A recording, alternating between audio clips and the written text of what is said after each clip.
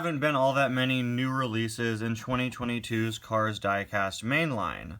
My theory for that has always been because of the shipping delays that were a problem late last year and early this year. Mattel just decided probably wasn't worth it putting in new cars if there's a chance that things couldn't even make it to stores. I don't have any confirmation that that's what they chose to do, but they did play it pretty smart with all these shipping delay issues, not actually canceling any waves, at least not publicly. Some waves were pushed back, like a 2-pack wave late last year, I think, which was all re-releases, was pushed back by a month or two. But still, we still have consistently gotten Cars Diecast waves all year. It's just that not many of them had new releases until later on in the year, and that's always been my theory as to why. Also, probably because they put a lot of their budget into the Cars Diecast line this year into making merchandise for on the road. But, of course, I assume the 2023 Cars Diecast line is gonna pick up right where the 2022 one left off. I'm sure we'll be seeing the same packaging again for next year, and we'll be continuing to get cars since this year didn't give us all that many new ones, and with On the Road introducing a new style of packaging, I'm sure this is what we'll continue to see.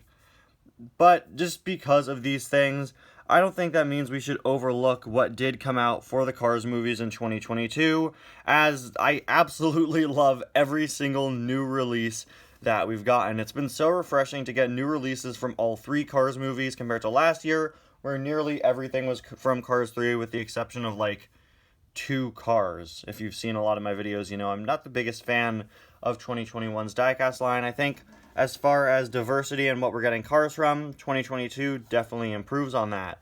And Keith Kone sort of represents everything that I love about 2022's Cars diecast line and what I hope to see continue into 2023. This year, we've been getting an absolute ton of new background characters from all 3 Cars movies, and I think that's awesome. There are so many background characters all over the Cars series, so many potential options for the Cars diecast line, and it's so great to see Mattel tapping into that and all of the untapped potential from throughout the Cars series. Anyway guys, welcome back to yet another review. Today we're going to be taking a look at Keith Kone from the 2022 Cars diecast line. He was released in around June, second new release for the year after, of course, he training it with VR headset. He's missing the new for 2022 logo, which disappeared for a few months for some reason. In case you're wondering where Keith Kone appeared, he appeared in the first Cars movie. He's a race fan that's sitting near Timothy Two-Stroke in the first movie at the LA Speedway tiebreaker race. So awesome to get a new race fan, especially a blank new race fan that could just act as any old background character. His expression on his diecast and on his artwork is very movie accurate.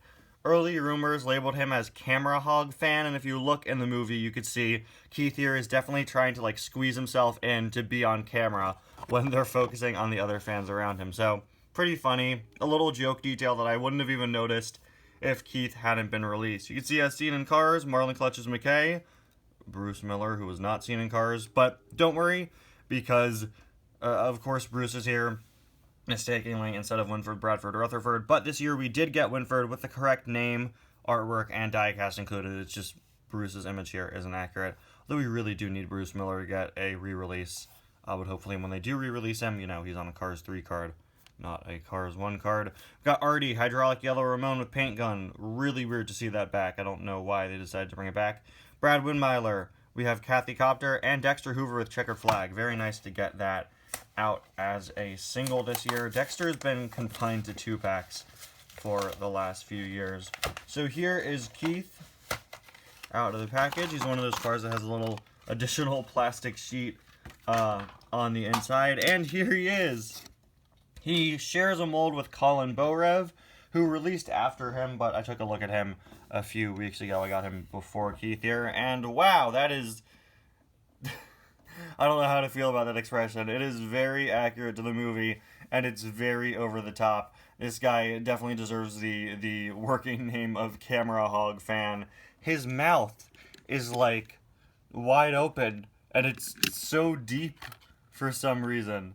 Like, why is his mouth, why does it go inwards so much? That's really funny. He's got a huge, wide open mouth. He's looking over to the side. Again, very accurate expression. I said in my Colin Borev review how this really isn't the most realistically shaped car.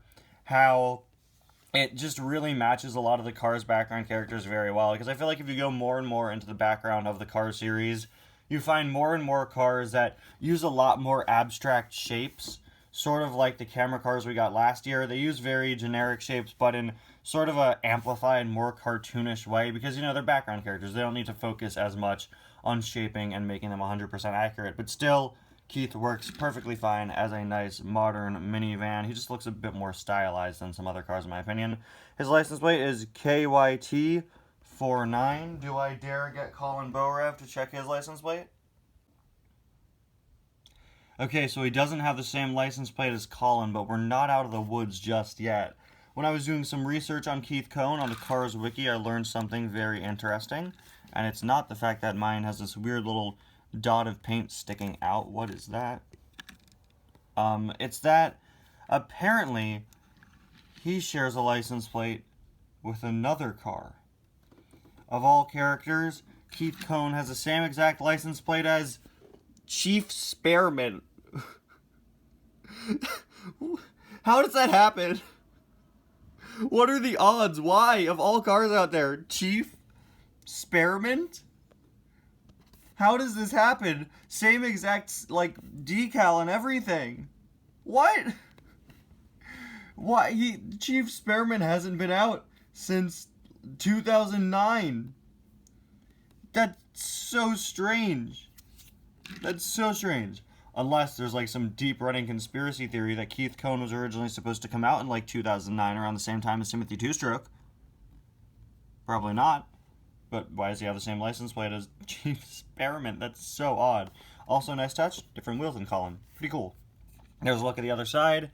And there is a look at the base. So yeah, another very great background character. Like I said, sort of represents a lot of what I love about the 2022 Cars diecast line. And with 2022's diecast line soon coming to an end, I'm sure and I hope we continue to get more guys like this next year in 2023. Anyway, guys, thank you all so much for watching. I'll see you guys next time. Bye now.